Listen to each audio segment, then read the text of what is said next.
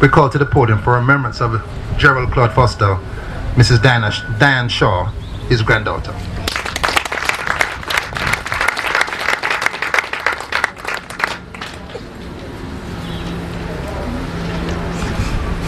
Thank you very much. Good morning, everyone. Can you hear me? Okay. I am humbled to be here. Very, very pleased that you have this recognition of GC. I'd like to welcome Mr. Mike Fennell, President of the Jamaica Olympic Association. Miss Cunningham, who is standing in for Mr. Shakes, the principal this morning. Mr. Maurice Westney, the Vice Principal, and the Chairman of the museum, the GC Foster College Museum.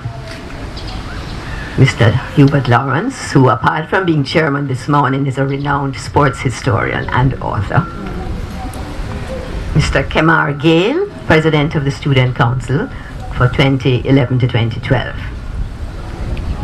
Members of staff, other members of the Student Council.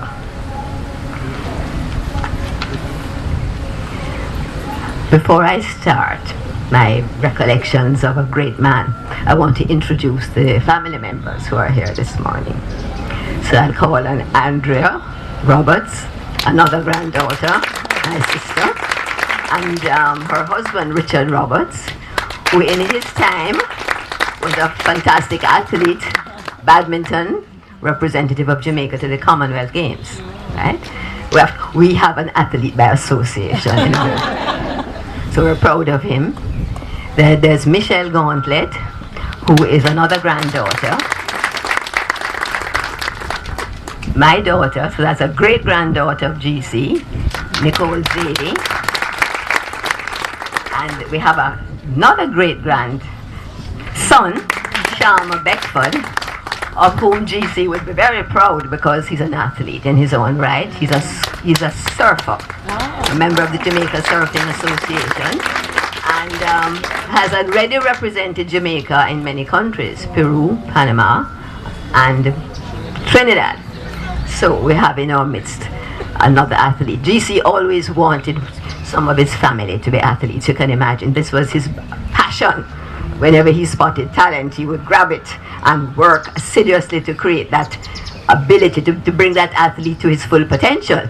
So of course he had a good look around his family. Well, when he started with me, because I was the eldest one. And I have to say I could run quite fast, but I lacked the competitive edge. I just wasn't. So he turned his attention to academics. So this is just to let you know a little bit about the man now. The same qualities of persistence, motivation, humor, drive, he applied to me. So since math was my weakest subject, he focused on that. And so he wrote out himself the timetables, not just the 12, right up to 20, right? And I was forced to learn all those things by heart. And I did. And that was a big help to me. And also because geometry was my nemesis, he said, well, we're going to get you a math tutor. I was doing, Senior Cambridge in those days, which now CXC is equivalent.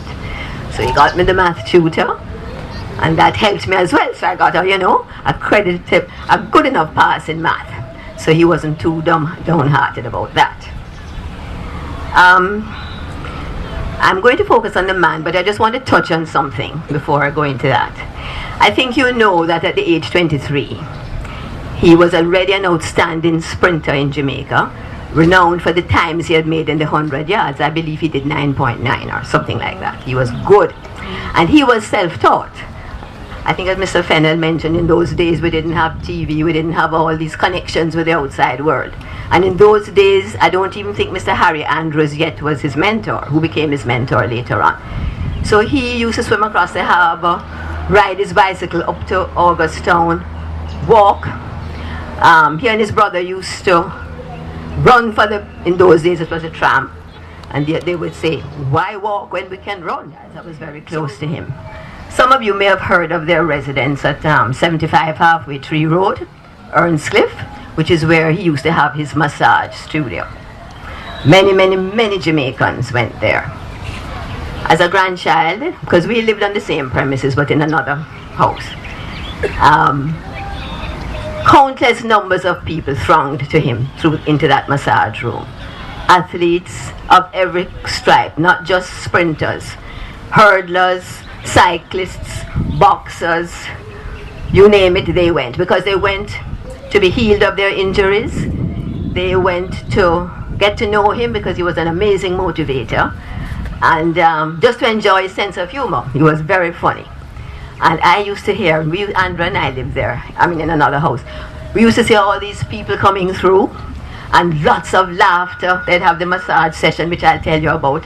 And then after the session, there would be lots of stories, exchanging of stories, loud laughter.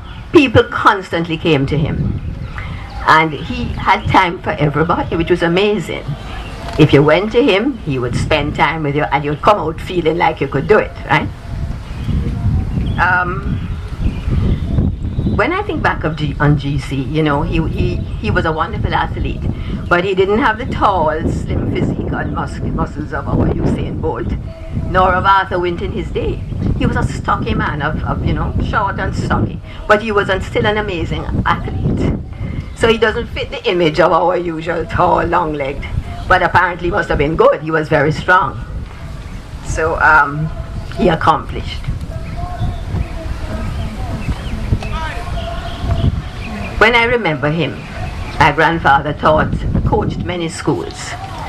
JC, KC, Wolmer's, Calabar, which won champs 4 times, and many other schools. He even taught St. Andrew's Girls' School when they were little girls. He had no favorites. He just wanted to help young people achieve and accomplish. And as I think Mr. Lawrence said, that instilling of discipline that they had translated itself later on in their lives, because I've spoken to many athletes. Barclay Ewart was one, and of course he's dead now. Keith Gardner. And they said that whatever they learned from him, they translated into their lives in the future. That discipline, drive, don't give up style. Barclay Ewart became he was a wonderful athlete, but he became a phenomenal businessman. Keith Gardner became the director of the sports at the University of the West Indies, and then he was in charge of the Multicare Foundation, which helped kids from, I think he said, all the way from Harborview all the way out to Portmore. 31 schools he was in charge of. So they translated their life experience into serving this country. When I think back of GC, we used to call him Gramps, right? Gramps, Grandpa. We used to go to champs, and by that time he was a legend when all the schools were competing. So when he walked out in the field in his unforgettable outfit, which I will describe, a big cheer went up from all the stands because he was a legend already in his time. They knew him. He rode his bicycle to every school. Nothing like car. I think cars were beginning to come in, but he was much happier on his bicycle. And as an elderly man, he still rode, He was keeping fit. Wolmer's, and he was riding from 75 Halfway Tree Road down to Wolmer's. These were long rides, right? Anyway, when he came out on the field, he was already known, but he would wear his cream blazer with the Union Jack on the right pocket, his cream pants, and his Panama hat. And he was stocky, so as he stepped onto the field, they knew Mr. G was there, because he was very recognizable in that outfit, right? He was committed to sport, an abiding passion. So he was the timekeeper, and he would also start the races. And I'll just share with you a little story. One athlete told me, apparently they were having a 100 yards race. And one athlete was doing amazingly well. He was coming in at 9.9. So GC looked at the stopwatch and ran up, 9.9, 9.9, 9.9. And he ran into the track, which was unlike him. And the second person coming in hit him over. But undaunted, he lay on the ground and said, 9.9, 9. So you understand the kind of man you have. That is why there's a lot to emulate in him, right? The drive and the determination. Anyway, I think I told you a little bit about the veranda. I'm not sure if I did yet. The veranda with the massages. Okay. I told you about all the people who came there. And in fact, Norman Manley brought his sons, Michael, who was a boxer, and he brought Douglas, who was a runner. And my grandfather would keep people fit.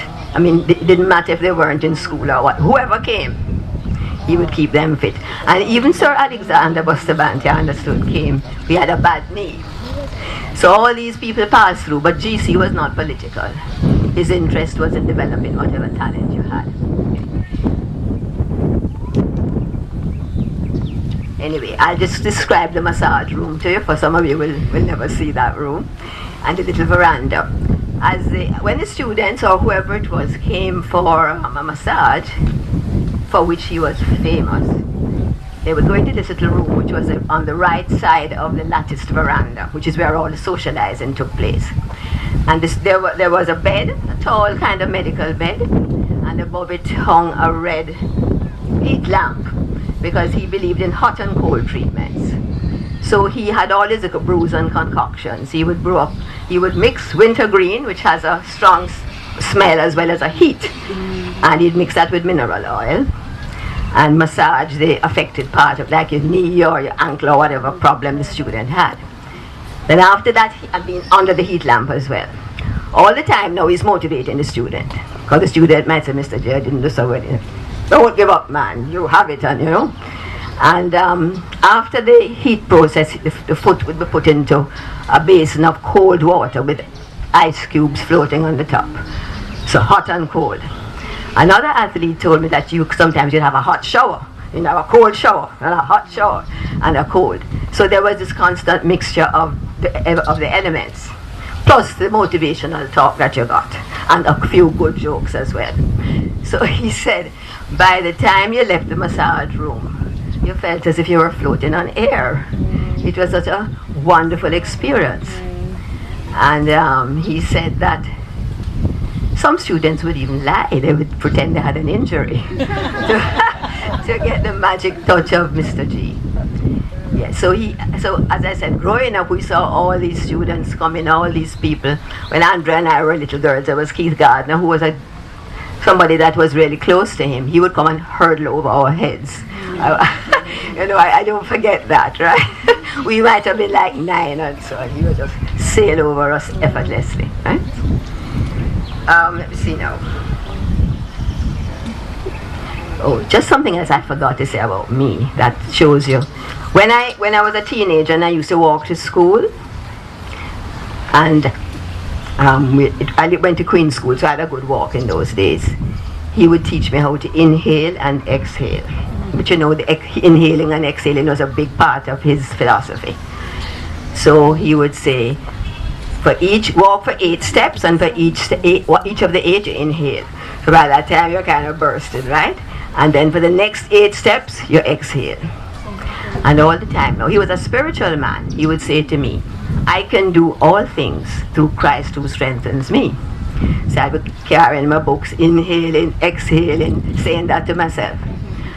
I was kind of a nervous little girl, so he was good for me. So by the time I went to school, I was quite calm, having inhaled and exhaled and spoken to my mind that Christ would enable me.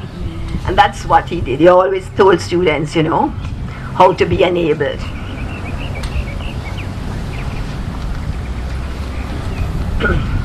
He was not a politician, and he was not interested in money either. A lot of his coaching, he wasn't paid for that, but his passion took him through. And I must add, he had 2 wives, of course, at different times. And both ladies, he knew how to select.